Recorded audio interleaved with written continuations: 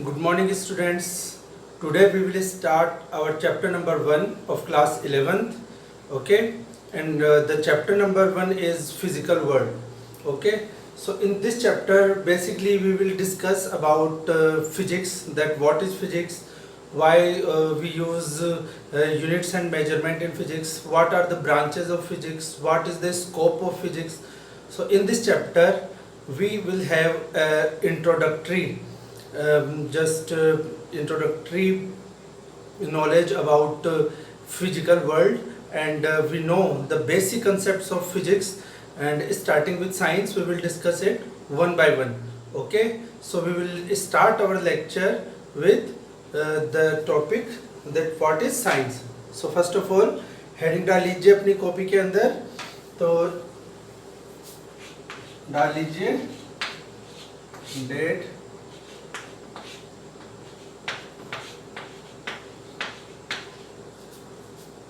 Subject कौन सा पढ़ रहे हैं आप, सब्जेक्ट आपका है फिजिक्स।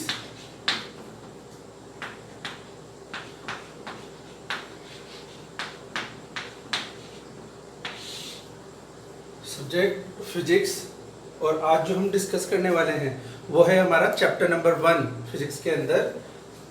तो chapter 1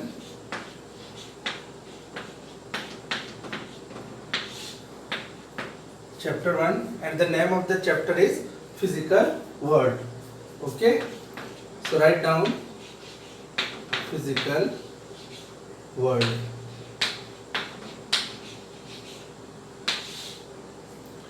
So first of all, before starting this, you have already studied science in class 10. So I am asking you first of all that define what is science. So our question number 1 is what is science, define. So I am asking you question number 1. Okay, या फिर हम discuss करते हैं इसको सबसे पहले इसकी basic definition के साथ में, जो कि है व्हाट इज, अगर आपसे कोई पूछे व्हाट इज साइंस,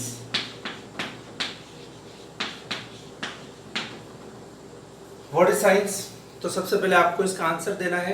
कमेंट्स के अंदर आप आंसर लिख के बता सकते हैं अगर आपको पता है तो, क्योंकि साइंस जो है वो क्लास 10th के अंदर आपने ऑलरेडी पढ़ी है। So you can define the definition of science, that in science what we study, what we do in science. Okay, so according to our syllabus, according to physics that we will study in class 11, define first of all. So write down the definition. How can we define this topic, science? So definition, write down knowledge which humans have gained through observation and experiment. क्या लिखेंगे आप, the knowledge, define कैसे करेंगे इसको, the knowledge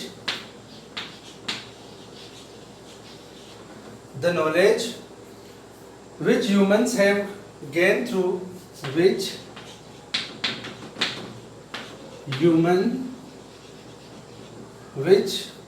humans have gained through, humans have gained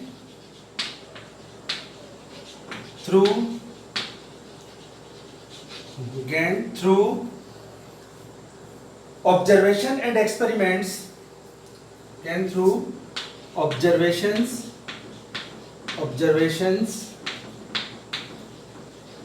and experiments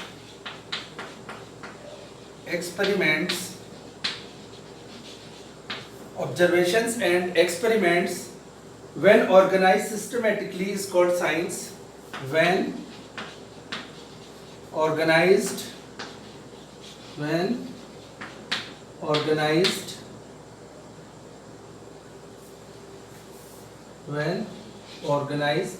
systematically, नीचे लिख लेते हैं इसे, when organized systematically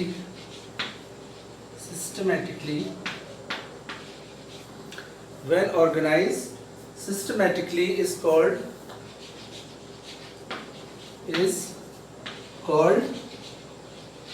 science. Okay, so we can define science in context of physics with this definition: the knowledge which humans have gained through observations and experiments. So अगर आप इससे पहले कभी लैब में गए नहीं हैं, या हो सकता है 9th या 10th में कभी आपको लैब के अंदर लेके गए हों, तो आपने देखा होगा लैब के अंदर काफ़ी हमारे पास इक्विपमेंट्स हैं जिनके थ्रू हम एक्सपेरिमेंट करते हैं. We will perform various experiments related to class 11th and class 12th. So कोई भी कंसेप्ट है या कोई भी थ्योरी है उसे हम एज इट इज़ ही मान नहीं लेते. ठीक है, ऐसा नहीं कि हमको किसी ने बोल दिया है तो हम उसे मान लेंगे कि दैट इज़ साइंस. ओके, या कोई फैक्ट है जिसको हम एडमिट कर लें कि जो भी फैक्ट हमें बताया जा रहा है वो ठीक है. साइंस उस चीज़ को एक्सेप्ट नहीं करती है. नॉलेज आपका हो सकता है कि अगर आपको कोई चीज़ बता रहा है और वो नॉलेज आपको मिल गया है तो वो नॉलेज है, बट साइंस के लिए वो कब प्रूव होगा? जब आप उसे when through observations and experiment, जब आप उसके एक्सपेरिमेंट करके देखोगे. जो भी थ्योरेटिकल कंसेप्ट आपके सामने आया है, सबसे पहले उससे रिलेटेड आपको एक्सपेरिमेंट करने होंगे, और एक्सपेरिमेंट करने के बाद में कुछ ऑब्जर्वेशंस उसके लेने होंगे. अगर वो ऑब्जर्वेशंस का डेटा और एक्सपेरिमेंट का डेटा आपके थ्योरेटिकल डेटा से, मतलब जो प्रैक्टिकल का डेटा है वो अगर थ्योरेटिकल डेटा से मैच करता है, तो हम उसे बोलेंगे कि अगर अब उसे हम सिस्टमेटिकली एक तरीके से अरेंज कर लें, जो भी ऑब्जर्वेशन हमने देखे हैं या एक्सपेरिमेंट से जो भी डेटा निकाला है वो प्रैक्टिकल और थ्योरेटिकल वैल्यू मैच कर रही है, तो हम बोलेंगे कि ये साइंस के लिए एक्सेप्टेबल है. इस प्रिंसिपल को या इस थ्योरी को या इस हाइपोथेसिस को हम एडमिट कर सकते हैं. ठीक है, तो यही हमारी साइंस की बेसिक डेफिनेशन है. कोई भी चीज़ जो हमें बताई जाएगी, ठीक है, जैसे कि फॉर एग्जांपल न्यूटन ने बताया कि ग्रेविटेशन का लॉ हमें दिया, और ग्रेविटेशन के लॉ के अकॉर्डिंग क्लास 9th में आपने पढ़ा हुआ भी है, F is equal to G m1 m2 upon r square, where g is gravitational constant, m1 m2 are the mass of the objects and r is the distance between the object. Okay, तो ये जो हमारा law है gravitation वाला, ये वाला law हम दो प्लैनेट्स के बीच में भी जो ग्रेविटेशन फोर्स लग रहा है उसके लिए डिफाइन कर सकते हैं, जैसा कि हम सन और अर्थ के बीच में भी उसको डिफाइन कर सकते हैं. ट्रू निकलना चाहिए. वो हम सन और अर्थ और मून के लिए भी उसको बोल सकते हैं, तो वो करेक्ट निकलना चाहिए. या अर्थ की सरफेस पे अगर कोई ऑब्जेक्ट गिर रहा है, सपोज न्यूटन वाला एग्जांपल लेके एप्पल जो नीचे गिरा, तो न्यूटन ने सोचा कि ये नीचे ही क्यों गिरा. ठीक है, तो उसके अकॉर्डिंग भी हम देख सकते हैं कि सब जगह अगर वो लॉ हमारा प्रूव हो जाता है तो हम उसे बोलेंगे, उसके ऑब्जर्वेशन निकालेंगे, लैब्स के अंदर उसके एक्सपेरिमेंट करेंगे और देखेंगे कि क्या इस प्रिंसिपल को हर जगह हम अप्लाई कर सकते हैं. If you apply that principle successfully at each and every situation, then we can say that these observations are proved by experiments and we have applied this principle on various objects and it is proved correct. तो हम उसे admit कर लेंगे. और इसी तरीके से जो भी नॉलेज हमें मिलता है, सपोज अगर आपने magnetic effect of electric current 10th class में आपने पढ़ा होगा, ऑरेस्टेड ने ऑब्जर्व किया जब किसी वायर के अंदर से करंट फ्लो होता है तो उसके चारों तरफ मैग्नेटिक फील्ड क्रिएट हो जाता है. मैग्नेटिक फील्ड जब क्रिएट हो जाता है तो उसने क्या देखा कि कोई मैग्नेटिक नीडल अगर उसके पास थी तो वो डिफ्लेक्ट की. तो यहाँ से ये ऑब्जर्वेशन उन्होंने देखा कि जब भी किसी कंडक्टर के अंदर से करंट को फ्लो करवाया जाता है तो करंट के फ्लो होने से उसके चारों तरफ मैग्नेटिक फील्ड बन जाता है, और उस मैग्नेटिक फील्ड की वजह से कोई भी अगर मैग्नेटिक ऑब्जेक्ट रखा हुआ है तो उसमें डिफ्लेक्शन आता है. इससे ये चीज़ प्रूव हो जाती है. इस ऑब्जर्वेशन से उसे ये पता लगा कि जो हमारा करंट है that is having magnetic effect, current is having magnetic effect, and this observation was observe first of all by Oersted. तो इस तरीके से उसने ऑब्जर्व किया, उसने देखा कि ऐसा हो रहा है, बट क्या उसने एडमिट कर लिया? नहीं. फिर काफ़ी एक्सपेरिमेंट उस पर हुए. ठीक है, magnetic effect of electric current में एम्पियर्स लॉ आता है, बायो-सेवर्ट्स लॉ आता है, जो कि क्लास 12th में आप आगे जाके पढ़ेंगे. फेराडे ने उस पर एक्सपेरिमेंट किए, काफ़ी एक्सपेरिमेंट उस पर हुए. फिर उसके बाद में हम उस थ्योरी को एक्सेप्ट करेंगे. ऑब्जर्वेशन हमने देखा कि ऐसा हो रहा है, बट एक्सपेरिमेंटली जब तक उस चीज़ को हम प्रूव नहीं करेंगे तब तक उसे एडमिट नहीं करेंगे. ओके, तो यही हमारा साइंस है. कोई भी चीज़, कोई भी नेचुरल फिनोमिना जो कि फिजिक्स के अंदर हम चारों तरफ देख रहे हैं, नेचुरल वर्ल्ड में जो फिनोमिना हो रहा है चारों तरफ, हम उसे एज इट इज एक्सेप्ट नहीं करते हैं. ठीक है, हमने देखा और हमने देखा कि अगर वो ऑब्जर्वेशन हमारा है जो एक्सपेरिमेंटल रिजल्ट से प्रूव हो रहा है तो हम उसे एडमिट कर लेंगे. फिर वो हमारे साइंस का एक हिस्सा बन जाएगा। तो ये डेफिनेशन उतार लीजिए सबसे पहले, फिर आगे हम डिस्कस करते हैं। इसके अंदर बहुत सारे साइंटिस्ट हैं जिन्होंने इसके बारे में बोला, और कोई भी थ्योरी जो इसमें दी जाती है साइंस के अंदर, उसे कोई भी कंसेप्ट को हम एज इट इज मान नहीं लेते हैं, पहले उसको हम प्रूव करते हैं। तो ये उतार लिया होगा आपने, या फिर इसे पोज करके आप स्क्रीनशॉट ले लीजिए या पोज करके उतार लीजिए, फिर मिटा के हम आगे डिस्कस करते हैं। ठीक है, तो जो नेक्स्ट जो हमारा है इस फर्स्ट चैप्टर के अंदर, वो हम डिस्कस करते हैं। उतार लिया होगा आपने।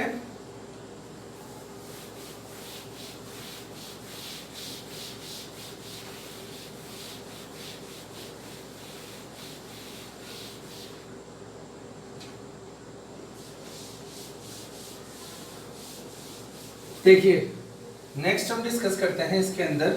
अगर हमसे कोई पूछे कि जो हम सब्जेक्ट पढ़ने वाले हैं 11th क्लास के अंदर, सब्जेक्ट का नाम है फिजिक्स, तो कोई हमसे पूछ ले व्हाट इज फिजिक्स, तो हमें उसका भी आंसर पता होना चाहिए।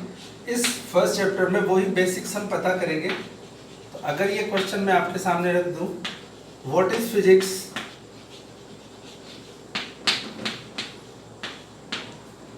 तो आप मुझे इसका आंसर बताइए।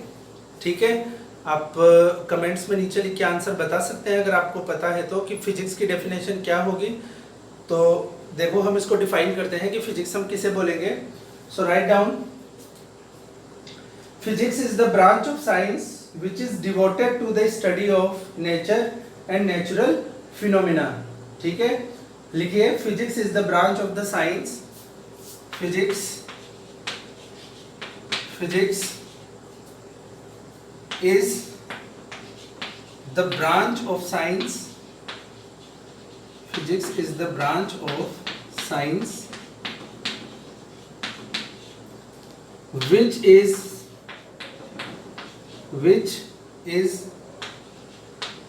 devoted to study of nature and natural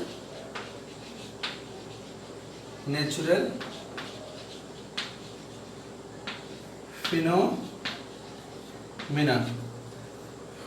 which is devoted to nature and natural phenomena. Okay, so ये जो चीज है ये हम डिस्कस करते हैं अब। तो बताइए, ये जो फिजिक्स है, ठीक है, in the physics we study the effects what we have observed in our nature and the natural phenomenas. ठीक है, अब ये नेचुरल फिनोमिनाज या नेचर के अंदर हम क्या ऑब्जर्व करते हैं। ठीक है, तो हम नेचर में बहुत सारी चीज़ें ऑब्जर्व करते हैं, जैसे कि हमने ऑब्जर्व किया कि जो दिन और रात है वो किस तरीके से होंगे। तो हमें पता है इसमें रोटेशनल फिजिक्स हमारी आ जाएगी कि जो अर्थ है, ठीक है, वो अपने एक्सिस पे रोटेट कर रही है। ठीक है, तो जो पार्ट अर्थ के सामने आ जाता है वहाँ पे डे होता है और पीछे वाले में नाइट होती है। ठीक है, तो ये किस वजह से हो रहा है, क्योंकि अर्थ रोटेट कर रही है अपने एक्सिस पे। तो रोटेशनल फिजिक्स के अंदर हम इसकी स्टडी करेंगे। ठीक है, फिर सेकेंड जो चीज़ इसके अंदर आती है कि एक साल जो हम बोलते हैं 1 ईयर का टाइम पीरियड क्या है। तो नेचुरल फिनोमेना ने देखा कि एक साल बाद में जो हमारी अर्थ है, ठीक है, रिवॉल्व करके अपनी इनिशियल पोजीशन पे वापस आ जाती है। ठीक है, मतलब 365 डेज के अंदर सन के अराउंड एक रिवॉल्यूशन पूरा कर लेती है। ठीक है, ये हमने देखा नेचर के अंदर। तो हमने ये कैसे देखा कि यूनिफॉर्म सर्कुलर मोशन, आपने पढ़ा होगा ये 9th क्लास के अंदर मोशन वाले चैप्टर के अंदर, यूनिफॉर्म सर्कुलर मोशन, कि यूनिफॉर्म सर्कुलर मोशन हो रहा है। यूनिफॉर्म सर्कुलर मोशन मतलब ऐसा मोशन जिसका टाइम पीरियड फिक्स है, एक फिक्स टाइम पीरियड के बाद में वो मोशन अपने आप को रिपीट करता है। ठीक है, अगर वो मोशन अपने आप को रिपीट कर रहा है फिक्स टाइम पीरियड के बाद में, तो उसे हम बोलते हैं यूनिफॉर्म सर्कुलर मोशन। और मोशन एक सर्किल के अंदर होना चाहिए, मतलब 2D टाइप का मोशन होना चाहिए। ठीक है ना, एक्स और वाई कोऑर्डिनेट से हम उसकी पोजीशन को किसी भी टाइम पे डिफाइन कर सकते हैं। ठीक है, तो ये हमने देखा। तो और भी नेचर में हमने देखा, जैसे कि मैंने आपको बताया ग्रेविटेशन वाला इफेक्ट आपने देखा नेचर के अंदर, कि कोई भी चीज़ है वो अर्थ की तरफ नीचे गिरती है। इसका मतलब जो मास है अर्थ का उस चीज़ को अपनी तरफ अट्रैक्ट करता है। हमने देखा जैसे जैसे डिस्टेंस बढ़ती जाती है ग्रेविटेशन कम होता जाता है, हम जैसे ही अर्थ की सरफेस से काफ़ी दूर चले जाते हैं तो ग्रेविटेशन कम हो जाता है। इसी तरीके से और क्या चीज़ें हमने ऑब्जर्व की, लाइट, ठीक है ना, लाइट हम देखते हैं हमारे चारों तरफ रिफ्लेक्शन होता है, हम किसी ऑब्जेक्ट को देख पाते हैं, ऑब्जेक्ट के अलग अलग कलर्स हम देख पाते हैं। तो हमने देखा कि जो वाइट लाइट आती है, बेसिकली तो हमको वाइट लाइट जो मिलती है सनलाइट या किसी भी सोर्स से, हमें पता नहीं लगता कि सनलाइट में और भी 7 कलर्स हैं, पर जब डिफरेंट कलर्स हम देखते हैं तो हमें पता लगता है कि इसने बाकी सब को अब्जॉर्ब करके एक कलर को रिफ्लेक्ट किया है जो कि हम देख पा रहे हैं। तो ये नेचुरल फिनोमेना हम डे टू डे लाइफ में देखते हैं। रिफ्रैक्शन हुआ है ना, कि कोई भी ऑब्जेक्ट से टकरा के अगर रे आई हमारी आंखों के अंदर, आईज के अंदर, और हमने उस ऑब्जेक्ट को ऑब्जर्व किया तो ये रिफ्लेक्शन का प्रिंसिपल है। ऑब्जेक्ट से अगर सपोज कोई बकेट है जिसके अंदर हमने वाटर लिया है, उसमें कोई कॉइन डाला, वो थोड़ा ऊपर दिखता है हमें सरफेस से, तो हमने देखा है रिफ्रैक्शन का प्रिंसिपल है। जब लाइट एक से दूसरे मीडियम के अंदर ट्रेवल करती है, कई बार हम देखते हैं बहुत गर्मी में जब सरफेस काफ़ी हॉट हो जाती है, जैसे कि रेगिस्तान के अंदर, डेजर्ट के अंदर, हम देखते हैं कि हमें लगता है कि पानी है जबकि पानी होता नहीं है। ये लाइट का कौन सा प्रिंसिपल है? Total internal reflection. Sparkling of diamond, ये भी हम देखते हैं नेचुरल फिनोमेना के अंदर, ठीक है। और भी बहुत सारे प्रिंसिपल हैं। किसी ऑब्जेक्ट को आपने रब किया, सपोज प्लास्टिक का ऑब्जेक्ट आपने रब किया, और आपने देखा कि फिर उसके पास में जैसे ही हम जाते हैं तो वो अट्रैक्ट करता है उस ऑब्जेक्ट से, जैसे हम दूर हटते हैं तो स्पार्क्स होते हैं।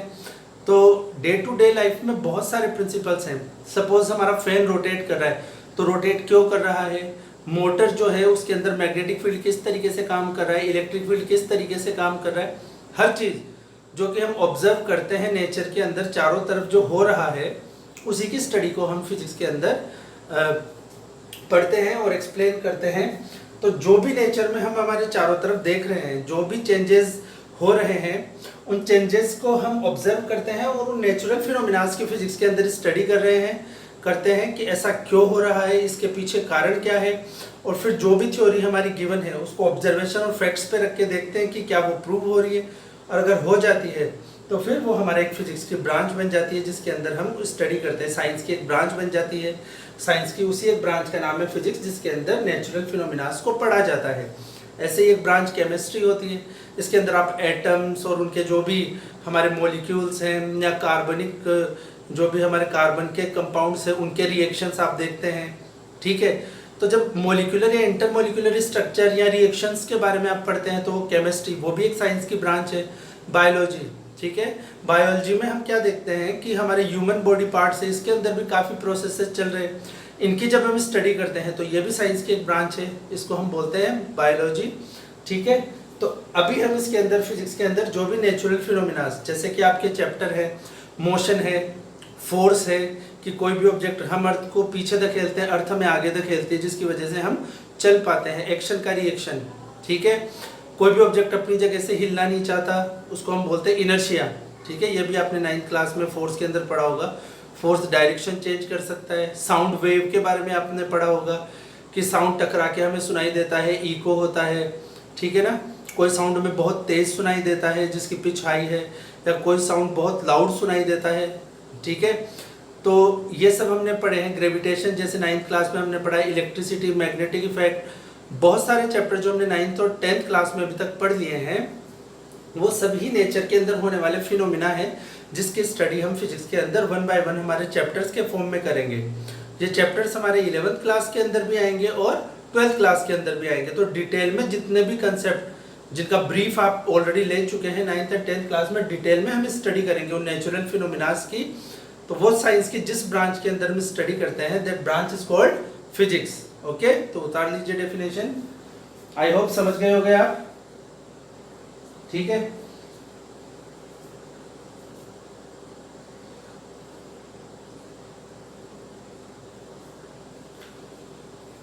पॉज करके आप उतार सकते हैं, रब करके मैं इसको आगे समझाता हूँ, एक्सप्लेन करता हूँ और भी, ठीक है। उतार दिया होगा आपने।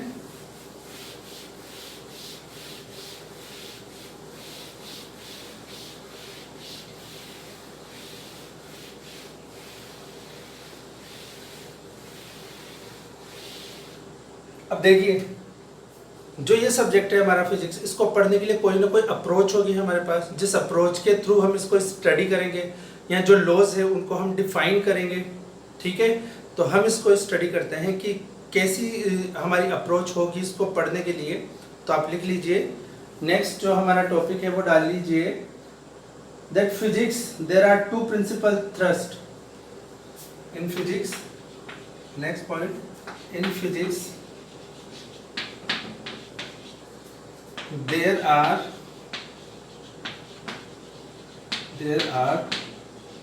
two principal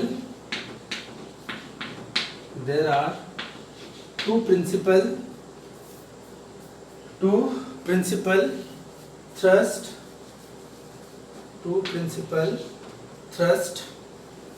जिनके अंदर हम इसकी स्टडी करते हैं, थ्रस्ट।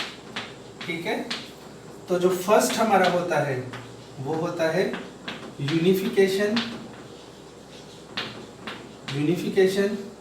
और जो हमारा सेकेंड पार्ट है, ठीक है ना, जो सेकेंड हमारा थ्रस्ट है जिसकी अप्रोच को लेकर हम फिजिक्स की स्टडी करते हैं वो है रिडक्शनिज्म। ठीक है बच्चों, तो वो है रिडक्शनिज्म।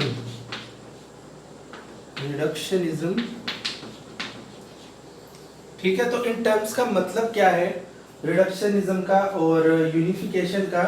ठीक है, तो फर्स्ट टर्म जो आपको दिख रही है यूनिफिकेशन, इस यूनिफिकेशन को हम समझने की कोशिश करते हैं बच्चों कि किस तरीके से हम स्टडी करेंगे। सपोज न्यूटन ने ग्रेविटेशन का लॉ दिया हमें। ठीक है, सबसे पहले यूनिफिकेशन को हम डिफाइन कर लेते हैं कि न्यूटन ने हमें ग्रेविटेशन का लॉ दिया। अब वो जो लॉ है वो अर्थ और मून के बीच में जो ग्रेविटेशन का फोर्स लग रहा है उसके लिए भी वो काम करेगा, सन और अर्थ के बीच में जो फोर्स लग रहा है उसके लिए भी काम करेगा, अर्थ की सरफेस पे कोई ऑब्जेक्ट गिर रहा है उसके लिए भी, कोई भी दो यूनिवर्स में जो ऑब्जेक्ट है, ठीक है, उनके बीच में जो फोर्स लग रहा है उसको सब जगह हम अप्लाई कर सकते हैं। ठीक है, तो हमने देखा कि एक ही लॉ से, अगर एक ही लॉ से काफ़ी चीज़ें समझाई जा सकती है तो इस चीज़ को हम बोलते हैं यूनिफिकेशन। उसके लिए फिर अलग अलग लॉज देने की ज़रूरत नहीं है, क्योंकि लगने वाला फोर्स दो बड़े प्लैनेट्स के बीच में भी है। तो एक एटम में, न्यूक्लियस में जो प्रोटॉन है वो बाहर रिवॉल्व करने वाले इलेक्ट्रॉन पे जो फोर्स लगा रहा है वो इलेक्ट्रिक फोर्स तो होता ही है, पर उनका अगर मास है तो उनके बीच में भी ग्रेविटेशन फोर्स लग सकता है। तो एक बहुत बड़ा लॉ जो काफ़ी चीज़ों को एक साथ अकेला ही समझा दे, उसके लिए हमें अलग अलग लॉज डिफाइन करने की ज़रूरत ना पड़े, उस चीज़ को हम बोलेंगे यूनिफिकेशन। ठीक है, एक ही लॉ से काफ़ी चीज़ हम समझा सके तो यूनिफिकेशन की डेफिनेशन लिख लीजिए आप कि यूनिफिकेशन में हम क्या स्टडी करते हैं। तो लिख लीजिए, first unification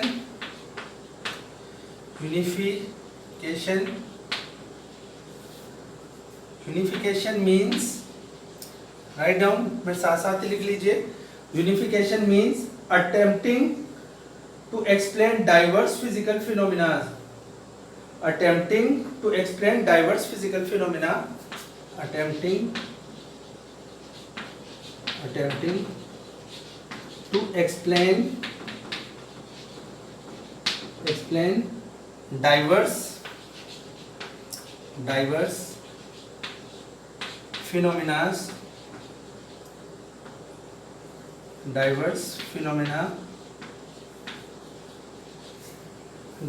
phenomena in terms of few concepts and laws. In terms of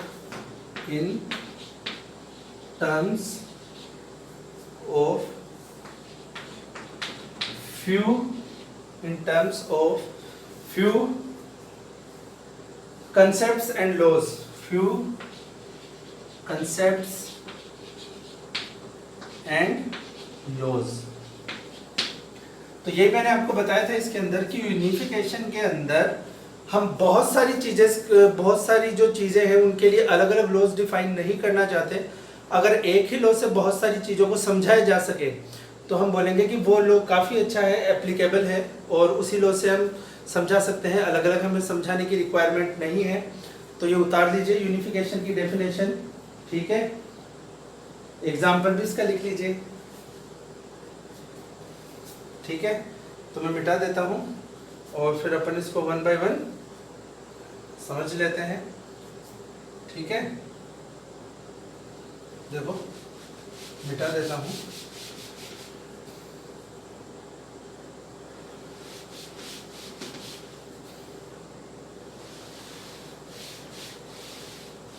ठीक है, उतार दिया होगा अब तो आपने।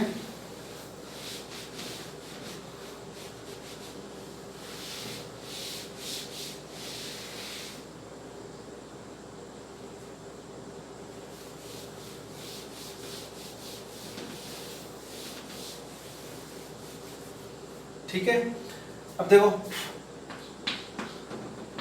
अगर यूनिफिकेशन, तो एग्जाम्पल इसका लिख सकते हैं। यूनिफिकेशन का एग्जाम्पल क्या लिखेंगे आप?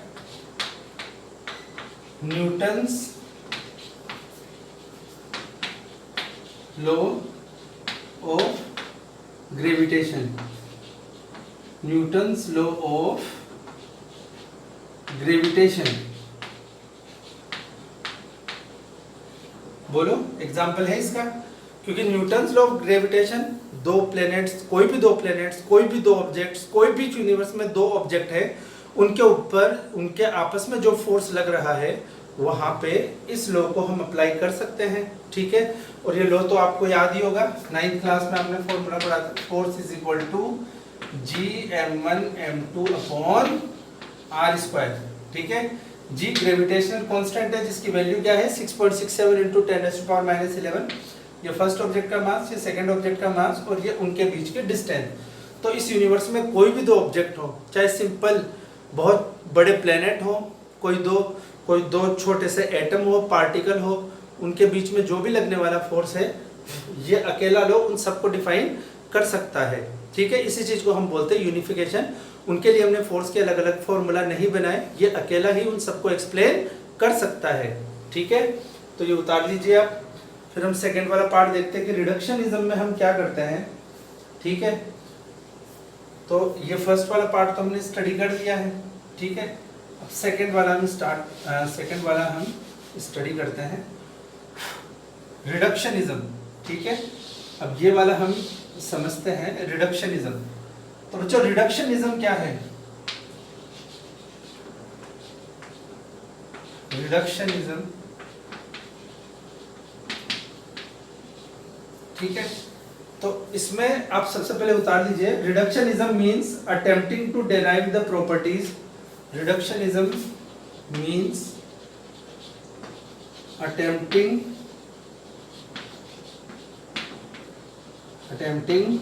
to derive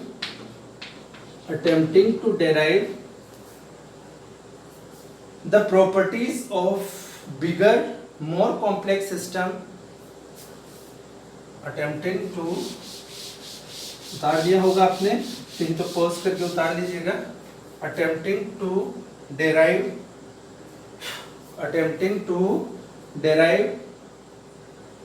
the properties of bigger and more complex system।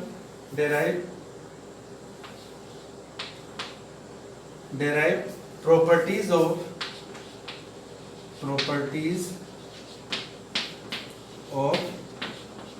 bigger and more complex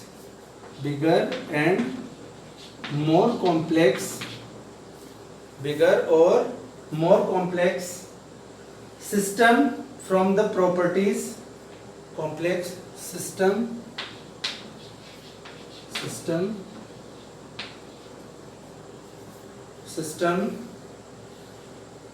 from the properties of its constituents simple parts। from the properties of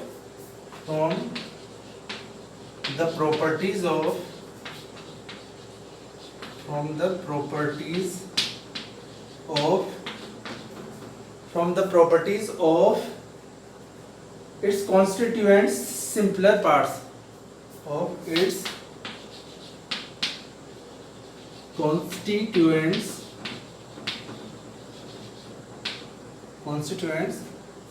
parts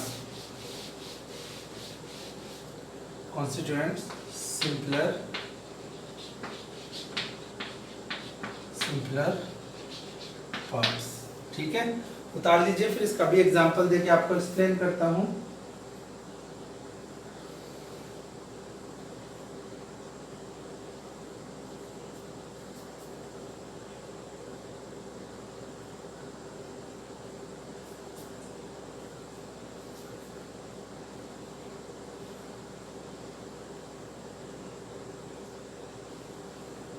उतार लिया। तो देखो रिडक्शनिज्म, तो बच्चों इस रिडक्शनिज्म के अंदर हम क्या स्टडी करते हैं कि बहुत बड़ा प्रिंसिपल है एक, ठीक है ना, उसको हमने एक लार्ज सिस्टम पे अप्लाई तो कर दिया, पर जो छोटे छोटे पार्टिकल्स हैं उस सिस्टम के वो किस तरीके से बिहेव कर रहे हैं, छोटे छोटे पार्टिकल सिस्टम के किस तरीके से बिहेव कर रहे हैं, तो उनकी अगर स्टडी के बिना हम क्लियर नहीं कर पा रहे कि ओवरऑल सिस्टम किस तरीके से काम कर रहा है, ठीक है, हमें बता दिया गया कि ओवरऑल सिस्टम इस तरीके से काम कर रहा है, तो हमारे दिमाग में क्वेश्चन आता है कि ये सिस्टम एज ए होल इस तरीके से काम कर रहा है, तो इसके जो कॉन्स्टिट्यूएंट्स सिंपलर पार्ट्स हैं वो किस तरीके से काम कर रहे हैं कि इनका कंबाइंड इफेक्ट हमारे सामने इस तरीके से आ रहा है, ठीक है। तो उसके अंदर वन बाय वन अगर हम उनके डिफरेंट पार्ट्स की स्टडी करते हैं, मतलब एक बड़े टॉपिक को छोटे टुकड़ों में, रिडक्शन नाम से ही दिख रहा है कि एक बड़ा कोई टॉपिक है, बड़ा कोई फिनोमिना है, वो एक साथ हम समझाने में एबल नहीं है, नहीं समझा पा रहे हैं एक साथ उस प्रिंसिपल को, तो उसके छोटे छोटे पार्ट्स को डिवाइड करके, उसके अलग अलग पार्ट्स को डिवाइड करके हम उन्हें डिफाइन करेंगे और फिर हम उन्हें एक्सप्लेन कर देंगे। पूरे अगर छोटे पार्ट्स हमें सिस्टम के समझ में आ गए हैं तो कंबाइंडली फिर उसका इफेक्ट भी हमें समझ में आ ही जाएगा। तो कोई बहुत बड़ा प्रिंसिपल है उसको छोटे छोटे टुकड़ों में डिवाइड करके समझ लेना, छोटे छोटे मॉड्यूल्स में डिवाइड करके समझ लेना, उसको हम बोलते हैं रिडक्शनिज्म, ठीक है। तो इसका एग्जाम्पल हम दे सकते हैं, ठीक है। तो ये तो एग्जाम्पल था यूनिफिकेशन का। अब रिडक्शनिज्म का कोई एग्जाम्पल हमसे पूछे तो क्या हम बता सकते हैं? तो डेफिनेटली बता सकते हैं। अभी आप एक इसमें पढ़ोगे 11th क्लास के अंदर चैप्टर आएगा थर्मोडायनेमिक्स, ठीक है ना। तो यहाँ पे आप लिख सकते हो थर्मोडायनेमिक्स, ठीक है। तो थर्मोडायनेमिक्स, थर्मो देखो नाम से ही क्लियर हो रहा है कि हीट एनर्जी सप्लाई की जाएगी सिस्टम को, थर्मल से रिलेटेड है, हीट सप्लाई की जाएगी। डायनेमिक्स का मतलब चलना फिरना। तो अगर सिस्टम को हीट प्रोवाइड करवाई जाएगी तो उसके जो पार्टिकल्स है वो मोशन के अंदर आ जाएंगे, ठीक है। तो उनकी जब हम स्टडी करेंगे तो उसको हम बोलेंगे थर्मोडायनेमिक्स, ठीक है। अब थर्मोडायनेमिक्स तो एज ए होल हमारे सामने एक कंसेप्ट आ जाएगा जिसके अंदर हम जीरोथ लॉ पढ़ेंगे, first law of thermodynamics, second law of thermodynamics, काफ़ी चीज़ों को एक्सप्लेन करेंगे, ठीक है। कार्नो इंजन किस तरीके से काम करता है, हीट इंजन किस तरीके से काम करता है, रेफ्रिजरेटर किस तरीके से काम करता है, वो सब इसके अंदर हम समझेंगे। बट जैसा कि नाम से दिख रहा है थर्मोडायनेमिक्स, थर्मो मतलब हीट, तो अब हम जानते हैं कि हीट भी एनर्जी का ही एक फॉर्म है, ठीक है। और एनर्जी को क्रिएट करने के लिए सबसे पहले हमें क्या करना पड़ता है? वर्क। तो हम स्टार्ट करेंगे, देखो छोटे छोटे टुकड़ों में डिवाइड करेंगे कि कोई वर्क करेंगे पहले, है ना। इसमें प्रोसेसेस आएगी एडियाबैटिक, आइसोथर्मल, उनमें कुछ वर्क होगा, वो वर्क हीट में कन्वर्ट होगा। वो वर्क हम किन पे करेंगे? वो हम गैसेस पे करेंगे। तो वहाँ पे एक और चीज़ की स्टडी हो जाएगी, kinetic theory of gases, KTG, वो भी चैप्टर है आपके 11th क्लास के अंदर। फिर हम उन गैसेस के मॉलिक्यूल्स किस तरीके से मोशन करते हैं, उनके क्या प्रिंसिपल हैं, उनके क्या हमारे पास में डेरिवेशंस हैं, वो भी हमको स्टडी करने पड़ेंगे। सिस्टम की एंट्रोपी क्या है, ठीक है ना, ये सब हम इसके अंदर स्टडी करेंगे। और भी हमें इसके अंदर स्टडी करना पड़ता है, जैसे कि सिस्टम की इंटरनल एनर्जी क्या है, हीट और टेम्परेचर में क्या डिफरेंस है। तो ये बहुत बड़ा, मतलब थर्मोडायनेमिक्स आप ये मान सकते हो कि फिजिक्स के अंदर भी एक ब्रांच है बहुत बड़ी, हीट से रिलेटेड, हीट जो है उससे रिलेटेड बहुत बड़ी ब्रांच है। और इस ब्रांच के अंदर बहुत छोटे छोटे टॉपिक्स है जिनकी हम स्टडी करेंगे। तो एक बड़े टॉपिक को छोटे छोटे टुकड़ों में डिवाइड करके समझ लेना, दैट इज कॉल्ड रिडक्शनिज्म, ठीक है ना। और वो छोटे छोटे मॉड्यूल्स जब हम समझ लेंगे तो फिर हमें ये बड़ा प्रिंसिपल भी अपने आप समझ में आ जाएगा, ठीक है। तो ये उतार लीजिए, दो अप्रोच हो गई जिनके थ्रू हम फिजिक्स को स्टडी करते हैं, ठीक है। उतारिए फटाफट।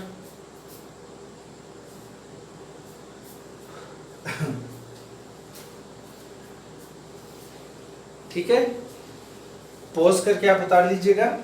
और अभी 5 मिनट है तो एक और टॉपिक हम डिस्कस कर लेते हैं इस लेक्चर के लिए, ठीक है। तो आप पॉज करके उतार लीजिएगा, मैं मिटा रहा हूँ।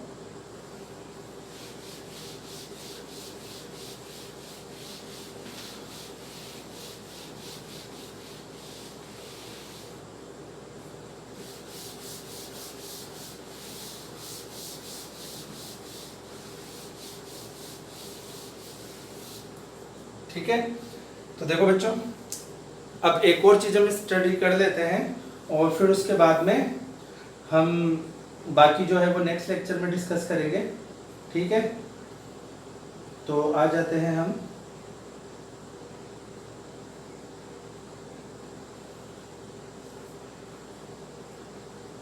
उतार लीजिए।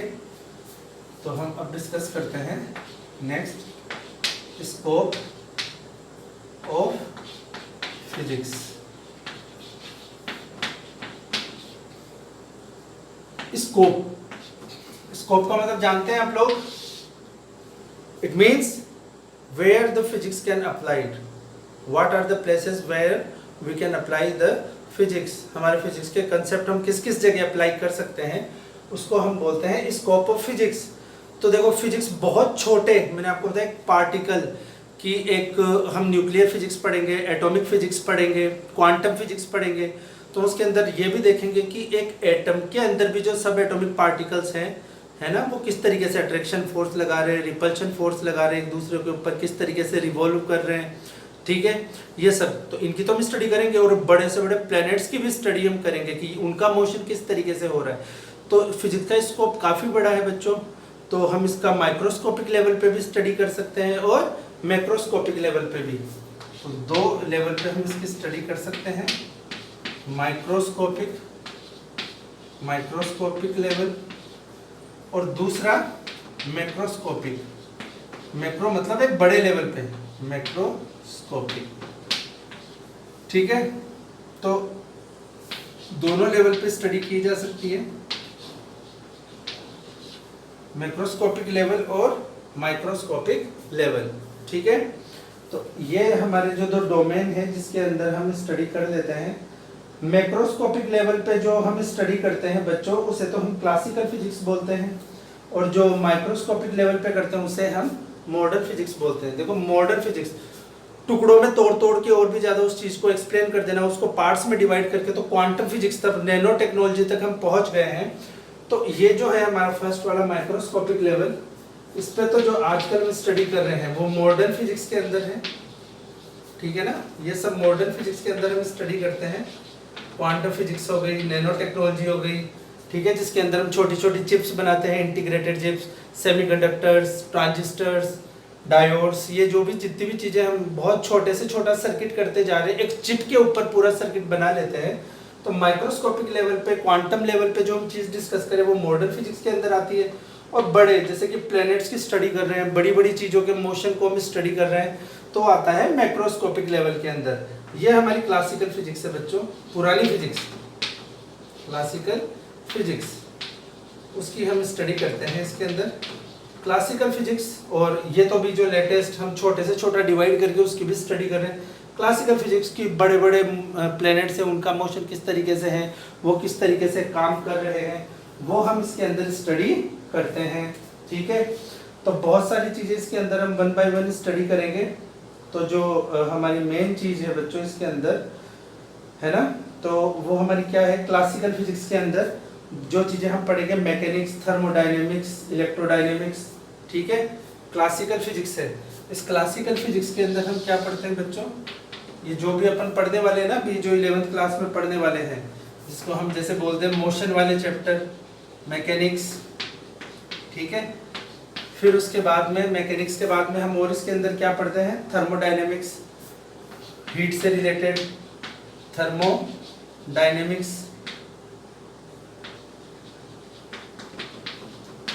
ऑप्टिक्स, लाइट की स्टडी, ऑप्टिक्स, ठीक है ना। और इसके अंदर और भी हम पढ़ते हैं इलेक्ट्रोडायनेमिक्स, इलेक्ट्रिक करंट और मैग्नेटिज्म के बारे में, ये सब क्लासिकल फिजिक्स के पार्ट हैं। इलेक्ट्रो डायनेमिक्स,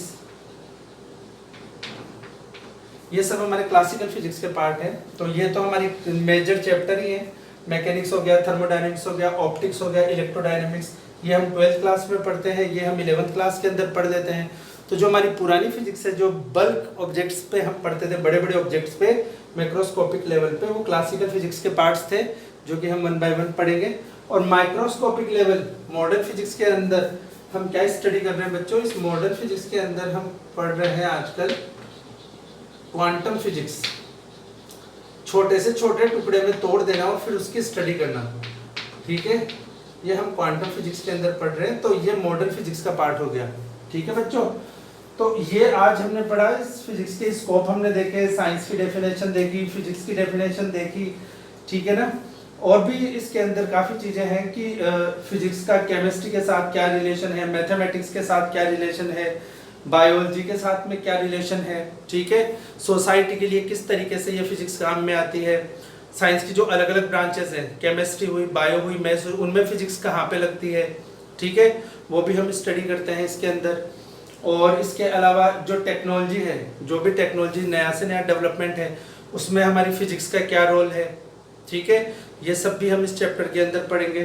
ठीक है ना, ये जो इंट्रोडक्शन है इसके अंदर ये सब चीज़ें हम वन बाय वन स्टडी करते हैं। और फिर कुछ फंडामेंटल फोर्सेस भी हैं। ठीक है ना, और फिजिक्स में बहुत सारे जो एक्सपेरिमेंट हुए हैं। ठीक है ना, टेलीफोन का आविष्कार हुआ, टीवी का हुआ, इन्वेंशन, बहुत सारे इन्वेंशंस है जिनकी हम फिजिक्स के अंदर स्टडी करते हैं। तो ये बेसिक्स में आप पढ़ लीजिएगा। और जो नेक्स्ट आता है बच्चों हमारा, इसमें आता है फंडामेंटल फोर्सेस। कौन कौन से फोर्सेस इस नेचर में देखे जाते हैं, weak nuclear force, strong nuclear force, electric force, gravitational force. ठीक है ना, ये सब भी हम इस इंट्रोडक्टरी चैप्टर के अंदर पढ़ते हैं।